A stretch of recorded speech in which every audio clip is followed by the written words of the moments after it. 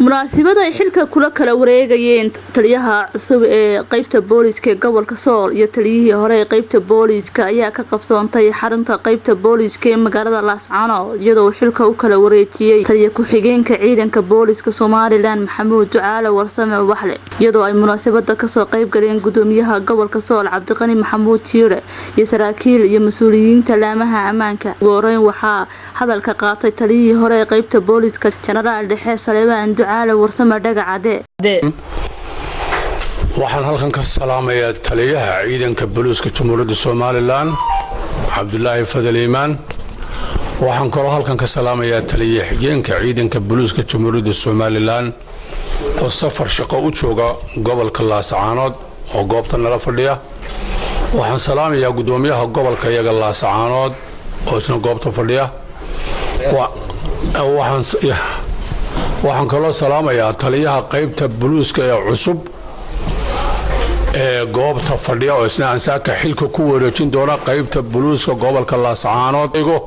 saraakiisha booliska ee gobolka halka horkeeda fadhidaana inay doorka ay leeyihiin ka qaato taliyaha cusub ee qaybta booliska iyo gudoomiyaha gobolka Sool ayaa iyaguna dhinacooda ka hadlay waayo gobolka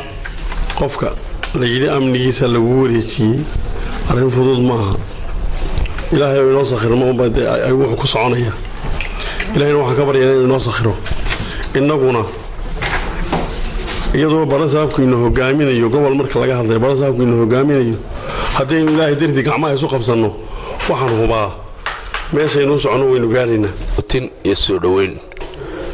marka hore waxaan sagootinayna taliye hore bilayska Saleebaan runtii oo si wanaagsan muddadii halka aan joognay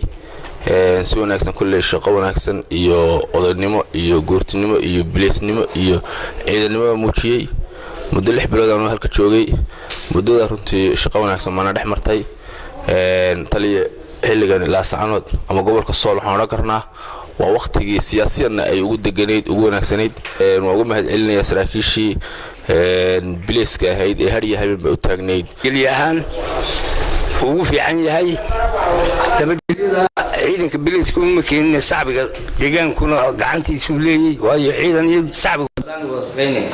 nabadgelyo ma iman xoog iyo qori ma jiro dadkuna inaga badan laakiin waxa qurux badan oo wanaagsan shacbiga reer Laascaanood ee jecel nabadda waa gacanta ay siiyaan ciidankiisa ula shaqeeyaan iyo maamulka gobolka iyagana aad baan ugu mahadnaqayaa waxaan leeyahay waa ku mahadsantihiin ilaashada nabadgelyadiina iyo tilmaamaya ama maamulku tilmaameen gobolka iyo taliye qaybta hore Muuna Axmed Cabdi Muuna Maandeeq dalka TV Laascaanood